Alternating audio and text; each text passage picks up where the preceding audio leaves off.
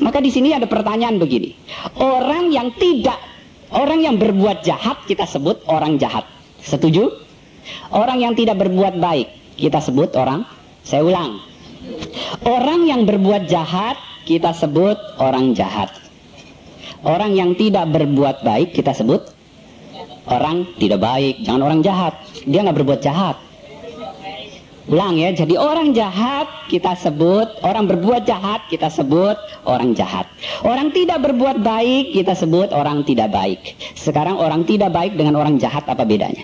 Apa beda orang jahat dengan orang tidak baik? Orang yang tidak berbuat baik sama dengan berbuat jahat, betul? Orang berbuat jahat sama dengan orang jahat. Orang tidak berbuat baik sama dengan berbuat jahat, betul? Tidak. Orang tidak berbuat baik, tidak berbuat jahat. Orang Lewi ini apa berbuat jahat? Dia ngerampok? Enggak. Dia membunuh? Tidak. Dia ambil barang orang ini? Tidak. Dia pukuli orang ini? Tidak. Yang dia lakukan apa? Cuma tidak berbuat baik. Dia tidak berbuat jahat. Nah saudara-saudara, kalau dia tidak berbuat baik, kita sebut dia orang apa? Orang tidak baik.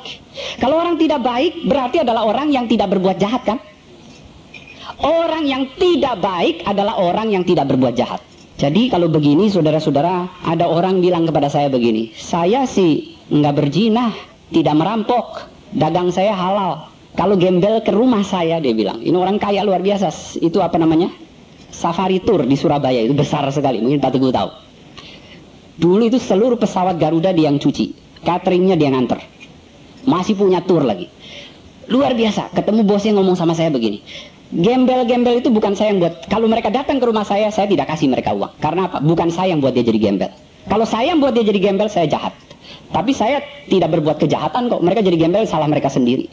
Saya udah lumayan kok. Saudara-saudara, orang tidak berbuat jahat adalah orang yang tidak baik. Orang yang tidak berbuat baik adalah orang yang tidak berbuat jahat. Lantas kita berpikir, saudara-saudara, orang yang tidak berbuat baik dengan orang jahat itu jahat mana? Saya ada satu puisi yang saya kira kalau dibaca bagus juga. Judulnya Orang yang Tidak Peduli. Mereka tidak menipu, mereka hanya lalai menyatakan kebenaran. Mereka tidak mengambil, mereka hanya tidak memberi. Mereka tidak mengandaskan perahu orang lain. Tetapi pernahkah Anda melihat mereka mendayung bagi orang lain? Mereka tidak akan menghempaskan Anda, mereka hanya membiarkan Anda terjatuh. Mereka tidak akan melukai Anda, mereka hanya tidak akan menolong Anda. Mereka tidak akan membenci Anda, mereka hanya tidak akan mengasihi Anda. Mereka adalah orang-orang yang tidak peduli, orang-orang yang lalai berbuat baik, orang yang bukan baik, bukan buruk, dan karenanya lebih buruk. Dia bukan laki-laki dan dia bukan perempuan. Saudara-saudara, orang Lewi kalau begini saudara lihat, melanggar hukum hendaklah. Berbuat baik dia tidak lakukan, berbuat jahat dia tidak lakukan. Orang ini orang apa? Maka di mata Allah, dua orang ini sama. Kalau kita berpikir saudara, orang Lewi kalau begini sama penyamun, jahat mana? Masyarakat akan mengatakan orang baik adalah orang yang tidak berzina, orang yang tidak minum, orang yang tidak main, itu orang baik. Siapa bilang orang baik? Di mata Allah ini orang jahat. Cuma caranya dia jahat di mata Allah berbeda, itu aja.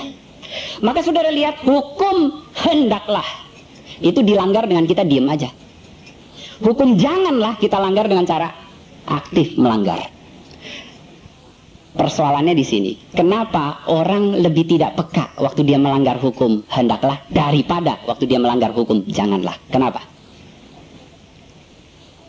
Kalau saya bertanya pada saudara-saudara, saya rasa saudara dan saya sama, bukan golongan penyamun.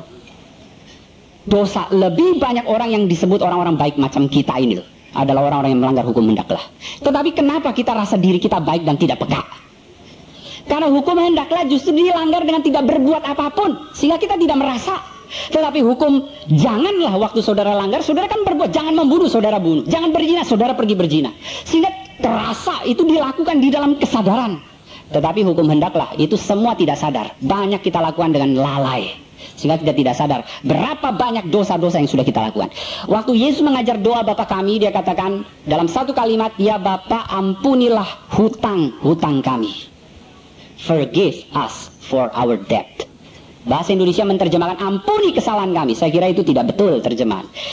Hutang berarti yang harus kita kerjakan, yang wajib kita bayar, tetapi tidak kita lakukan. Itu berarti yang diminta di sini adalah pelanggaran-pelanggaran terhadap hukum Allah yang positif. Hal-hal yang hendaklah yang kita lakukan, yang harus kita lakukan, yang kita lalai lakukan, itu menjadi hutang kita.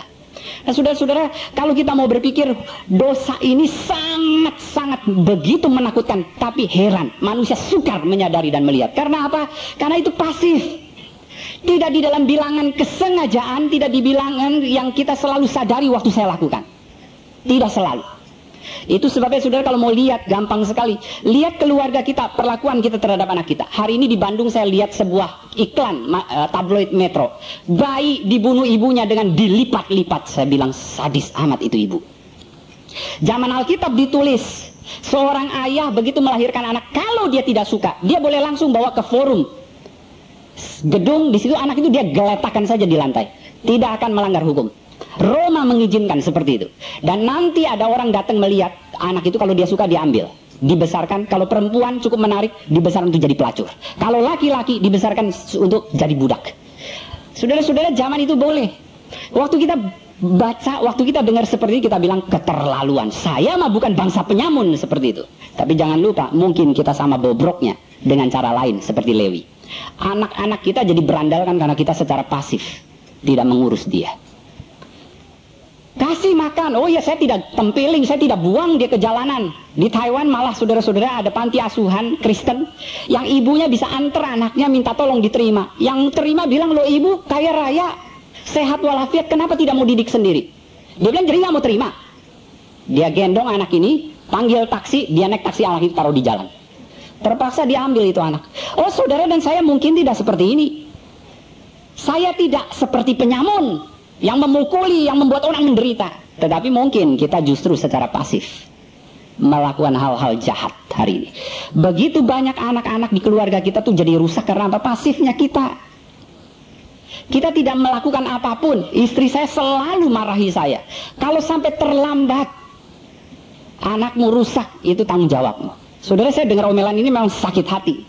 Tapi saya berpikir dalam hidup saya sendiri, saya bukan ayah model penyamun bagi anak saya, tapi saya ayah model Lewi dan Imam.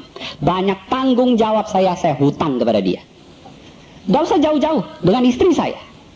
Saudara-saudara, kalau satu istri berarti seluruh kasih boleh diberikan kepada dia. Saya tidak menyeleweng, saya tidak berzina. Saya dikuancol satu orang sendiri, tidak ada yang kenal saya, malam ditelepon. Mau nggak? Saya bilang enggak. Saya tutup teleponnya. Malam ditelepon lagi, saya tidak layani. Saudara, saya tidak berzina. Saya tidak menyeleweng, saya tidak punya affair di luar. Tetapi kalau saudara tanya, apakah perkawinan saya sehat? Apakah saya mengasihi istri saya? Saya kira tidak. Jadi apa yang saya lakukan? Dosa secara pasif. Saya tidak mengasihi dia sebulat-bulatnya.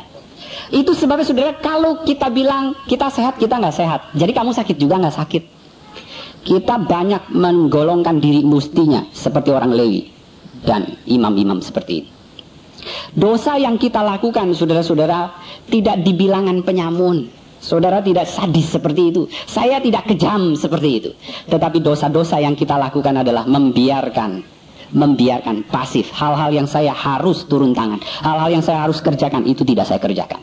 Itu kegagalan orang Lewi. Kegagalan imam yang Yesus sebetulnya mau berikan kepada si ahli Taurat ini. Yang ketiga, saudara-saudara, Yesus kemudian minta dia bandingkan dengan orang Samaria. Orang Samaria sama orang Yahudi itu musuh. Dipandang oleh orang Yahudi adalah bangsa yang haram, yang Allah cipta cuma buat jadi bahan bakar di neraka. Tetapi justru waktu dia menyebut orang Samaria, ahli Taurat sudah berpikir, waduh, tamat dah tuh orang Yerusalem. Ketemu musuh dia, bisa mati dia. Ternyata dia kecelek. Karena justru orang Samaria ini yang turun tangan dan memberi pertolongan. Memberi pertolongan betul-betul persis seperti mengasihi dirinya sendiri.